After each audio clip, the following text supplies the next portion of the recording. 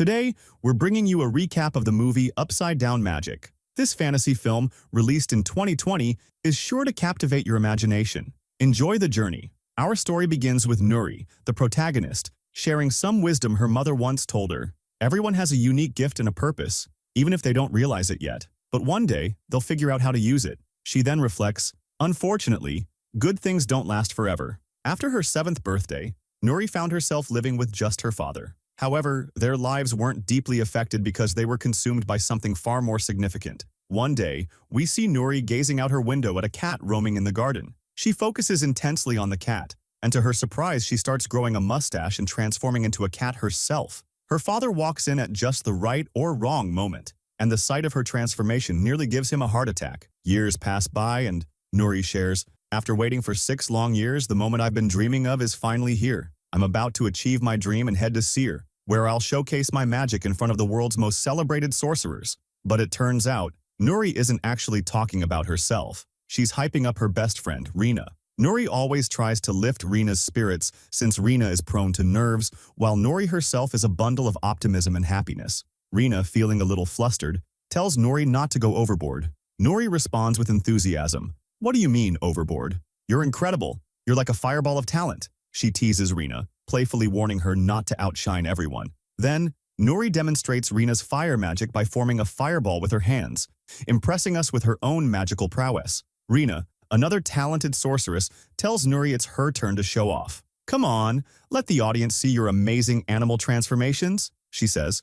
Nuri tries her best, attempting to transform into a cat. Instead, she ends up as a strange half-cat hybrid. Rena doesn't let her feel discouraged, cheering her on with, "That's incredible. You're an artist. Honestly, this is better than Harry Potter and his crew." Nuri laughs and thanks her for the support. The two friends transform back to their normal forms, thrilled about starting their new adventure. The next morning, all the kids with extraordinary abilities gather with their parents, waiting in anticipation for what's to come. The academy had only told them to show up and wait at a specific location, leaving everyone unsure of what to expect. As time drags on, Nuri grows restless and asks her father, shouldn't someone or something have shown up by now? Her father reassures her with a calm smile. Don't worry, I'm sure something will happen soon. You're going to make us proud. She nods confidently and says, I know. Don't worry, I'm optimistic. Suddenly, the peaceful forest erupts with the sound of birds frantically flying away, and trees begin to sway as if something massive is approaching. The families brace themselves, imagining a spaceship landing or the ground splitting apart. Instead, a man casually walks out of the forest, greets everyone, and says, Welcome to the forest. This is the end of the road for parents. Leave your kids here, and we'll see you on the holidays. The man then guides the kids through the forest, but as they get noisy, he jokingly warns, Quiet down, or you might attract the forest monsters. The kids immediately hush, looking around nervously, only for the man to laugh and add, Just kidding, there are no monsters, but seriously, keep it down. Nuri whispers to Rena, What's up with this guy? Why does he seem so grumpy? Unable to resist, she walks up to him and asks directly, Hey Joe, why do you look so upset? When he doesn't respond, she shrugs and announces loudly, Well, that's his loss. The guide eventually leads the group to a mystical gate, standing before it and saying, Follow me. Then, as if on cue, he vanishes into thin air. The kids are left in awe. Nuri, ever fearless, turns to Rena and says, Come on, nothing ventured, nothing gained. Together, they step through the gate, ready to embrace the magical adventure ahead. They step through the gate together and find themselves in an extraordinary magical world. Inside, people are performing incredible feats, playing with fire, writing messages in midair, transforming into animals, flying, and doing things beyond imagination. As they enter one of the magnificent buildings, they're warmly greeted by the headmistress. Welcome, young ones. We're delighted to have you here, she says, with a kind smile. She goes on to explain how the school is structured. We have sections for flying, animal communication, fire control, animal transformations, and object attraction. Each of you will be placed into the section that matches your abilities. The excitement is palpable as the students begin imagining which section they'll belong to. However, the headmistress issues a reminder. Dreams don't come for free. You'll each face a test tailored to your unique abilities to determine your placement. The tests begin with the fire control section. Students are tasked with lighting a candle using only their hands. The committee observes closely, paying attention to how well each student channels their energy. One unfortunate boy can only manage to produce smoke, causing the judges to cough and label him the first failure of the day. When it's Rena's turn, She performs exceptionally well, demonstrating her incredible talent and easily passing the test. Next is the animal communications section, where students are asked to interact with a dog and extract specific information, like its name and address. While some succeed, others struggle and fail the task. The object attraction section follows. Most of the students excel here, except for one overconfident girl who accidentally pushes objects away instead of pulling them closer. In the process, she breaks a vase and nearly injures the judges, resulting in her being labeled a failure. The flying section is up next, with students being asked to demonstrate their flight abilities. Joe, a student who always carries a heavy bag to weigh himself down, removes it for the test. Without the bag, he soars uncontrollably high, forcing the committee to call for a ladder to bring him down. He is also marked as a failure. Finally, it's time for the last category, the transformation section, where Nuri belongs. For this test, students are instructed to focus on a cat and transform into a similar form for 6 seconds. Most students complete the task successfully. When it's Nuri's turn, she steps up with enthusiasm, knowing all eyes are on her. She manages to transform, and the judges begin counting. 1, 2, but before they can finish, her transformation takes an unexpected turn. She doesn't just become a cat, but a cat with bat wings and other strange features. The panel is startled, but before they can react further, Nuri reverts back to her normal form. The judges, clearly impressed, tell her, "That was incredible. No one else has done what you just did. You'll find out your evaluation soon." Nuri smiles and responds, "Thank you so much. You're amazing," before leaving the room. All the students gather outside to wait for their evaluation results. Each child receives a piece of paper detailing their assigned section. The headmistress appears and addresses them. "You've all done wonderfully, and I couldn't be happier. Take your papers, write your name on them, and head to your assigned section." The students compliment her kindness, saying, "It's obvious from your face that you're a good-hearted person." She laughs and encourages them to check their results. When Nuri looks at her paper, she's confused to see the letters UDM written on it. While the others head toward their respective sections, the headmistress gently tells Nuri, "No, my dear, you're going over there." She points to a different direction. Following the signs, Nuri walks until she reaches a door embedded in the ground. Feeling puzzled, she pauses as someone emerges from the door and asks, "What's the matter?" She explains, "I was with the group earlier, and they told me to come here." He nods and says, "All right, step inside and make sure to close the door behind you." As she descends, Nuri finds herself in a small room with 2 other students who also seem out of place. The man hands her a plain outfit, and she asks, "What's this? Why are we here? And where are the fancy uniforms the other students have?" He replies bluntly, "You're supposed to be talented, but your magic doesn't work the way it's supposed to. You're not like the others outside. Take a look. This girl sent objects flying in the wrong direction during her test. This boy is producing smoke instead of fire, and one can't even control their flight and ends up in the clouds. Your magic, just like theirs, is flawed. It's called upside-down magic. In short, you've been placed in the Department of Inverted Magic, where we deal with abilities that don't function properly and, frankly, can't be fixed." Nuri protested, "This isn't fair. Why can't we go outside and have the same chance as everyone else?" The man replied bluntly, "We're staying here. We'll study math, science, and anything except magic. Don't like it? Tough luck." Nuri shot back, "Of course I don't like it. It doesn't make sense." At that moment, the headmistress entered the room, her tone sharp and matter-of-fact. "It makes perfect sense," she said. "Your magic is broken." Nuri, undeterred, asked, "So what's the plan? Are you going to keep us locked up in here forever?" "Not forever," the headmistress replied. "Magic is like a muscle. If you train it, it gets stronger. But if you leave it unused, it weakens and fades. We'll keep you here until your magic weakens." Rena, everyone knows you're the best in the class.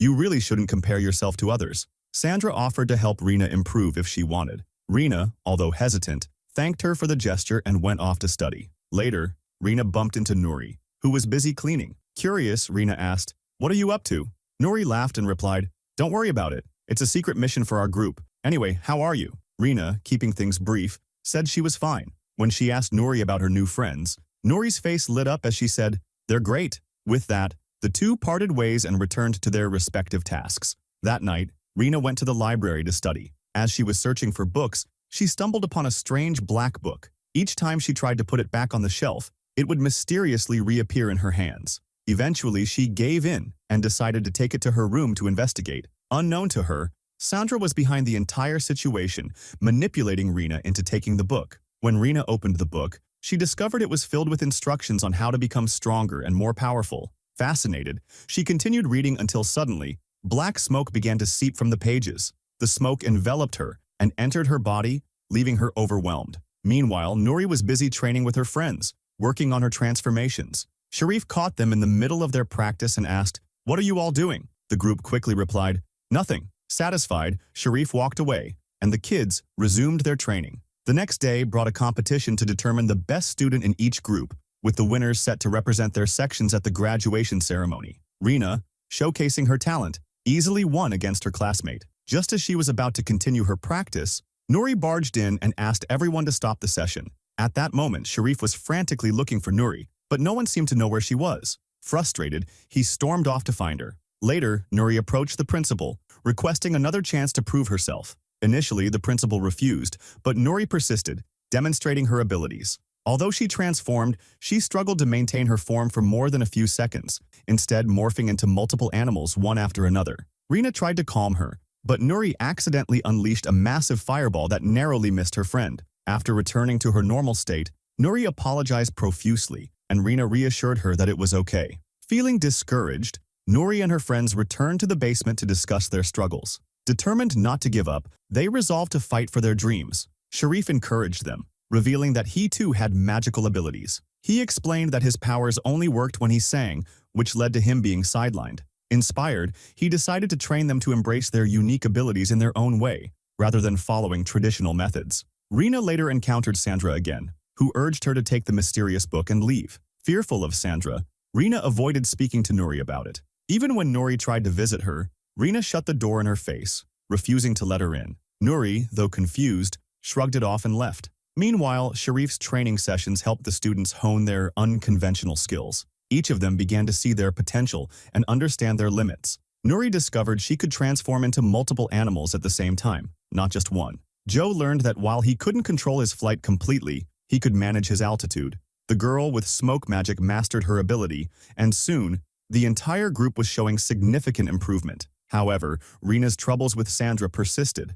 In one incident, Rina screamed at Sandra in front of others, but when her classmates approached to check on her, she told them, "Sandra won't leave me alone." They looked at her in confusion and said, "Sandra, there's no one here." Sandra revealed a chilling truth to Rina. No one else could see her. She began manipulating Rina, slowly convincing her to accept her help. Eventually, Rina agreed, and Sandra merged with her. At that moment, it became clear that Sandra wasn't just some ordinary presence. She was a demon fueled by shadow magic. Meanwhile, Nouri became concerned about Rina and went to check on her. When she asked others where Rina was, they jokingly said she was in the dorm, adding, "Let's hope something doesn't fall on her." When Nouri confronted Rina, she immediately noticed something was wrong. Rina's eyes had turned pitch black, and her demeanor was completely different. Speaking in a menacing tone, Rina revealed, "I've been trapped for years and now it's time for my revenge." Alarmed, Nouri quickly ran to inform Sharif and the others. Though skeptical at first, they eventually believed her after hearing the details. They deduced that Sandra's plan must be tied to the upcoming graduation ceremony. Sharif urged the group to stay vigilant and prepare for any potential danger. The next day, as the school made final preparations for the graduation ceremony, Rina unleashed the darkness within her. Meanwhile, the UDM team stayed on standby, ready to intervene if a crisis unfolded. The director took the stage to address the students and their families, warmly welcoming everyone. "It's been a long journey, kids," she said. Then, she introduced Rina, announcing that she would put on a spectacular performance to amaze the audience. Rina stepped forward and began creating fiery words in the air. "How's this? Want something better? Watch this," she taunted, forming a massive fireball, much larger than usual. The fireball continued to grow uncontrollably, and its shadow began morphing into dark, chaotic energy, shadow magic. Panic erupted as the audience fled, and the director shouted angrily, "You're ruining everything!" Desperate to contain the situation, the director called on the fire control students to step in,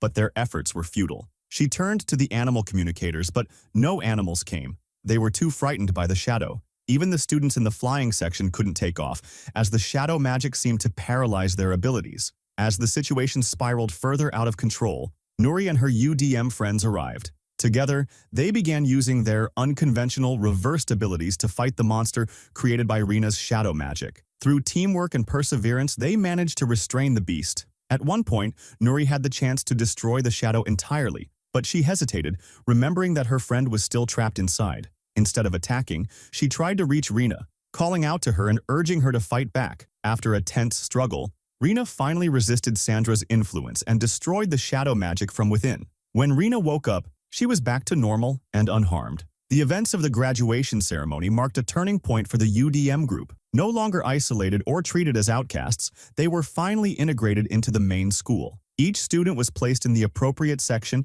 and allowed to use their abilities alongside their peers. Sharif, too, found his place in the academy, becoming a respected figure within his department. And with that, the story concluded on a triumphant and heartwarming note. Thank you for watching. Don't forget to like this video if you enjoyed it, and if you're not already subscribed, hit that subscribe button and activate the notification bell so you'll never miss an update.